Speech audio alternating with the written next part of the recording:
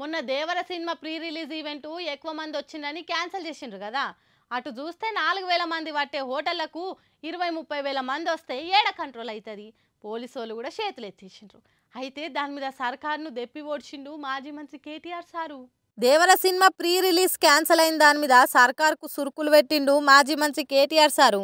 మేమున్నప్పుడు సినిమాల ఫంక్షన్లు ఎట్లయితుండే ఇప్పుడు ఎట్లయితున్నాయో చూడుర్రి అనబట్టిండు. అరే గా సినిమా ఫంక్షన్లకు కూడా గంత గందరగోళమా, ఎందుకట్లా చేస్తుండ్రని మండిపడ్డాడు. నిన్న పాపం జూనియర్ ఎన్టీఆర్ గారి సినిమా ఆయన ఇక్కడ రిలీజ్ ఫంక్షన్ పెట్టుకుంటే దాన్ని కూడా కనీసం నిర్వహించలేని అసమర్థత, గంట్లాంటి పరిస్థితిలోకి ఇలా ఈ నగరం వెళ్ళిపోయింది. ఇవాళ ఫతేనగర్ బ్రిడ్జ్ కాడ పెట్టిన ఎస్టీపీ ప్లాట్ చూస్తందుకు పొద్దుగాలనే ఎమ్మెల్యేలను ఎంటేసుకొని బయలుదేరిండు కేటీఆర్ సారు. ఇగాడ హైదరాబాద్ లో ఉన్న తీర్తి నాలాల నుంచి వచ్చే మురికి నీళ్లు ఎస్టీపీ ప్లాంట్ కాడ శుద్ధ అయినాక ఎట్లా మూసిలా కలుస్తున్నది చూసిండ్రు. సర్కారు మూసిని సుందరీకరణ చేస్తామని అంటున్నది.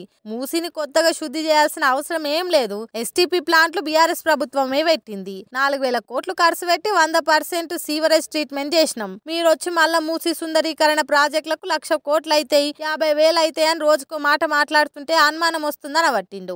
ఇవాళ ముఖ్యమంత్రి గారు మూసీని నేను సుందరీకరిస్తాను, మూసీ ప్రాజెక్టును అద్భుతంగా చేస్తాను అని మాట్లాడుతూ ఉన్నారు. మూసీలో ముఖ్యమంత్రి గారు తెలుసుకోవాల్సింది ఏంటంటే కొత్తగా మీరు శుద్ధి చేసేదైతే ఏమీ లేదు. ఎందుకంటే ఆల్రెడీ సివరేజ్ ట్రీట్మెంట్ ప్లాంట్లు సంపూర్ణంగా మా ప్రభుత్వమే ప్రారంభించింది. అవి దాదాపుగా పూర్తయ్యే దశకు వచ్చినాయి.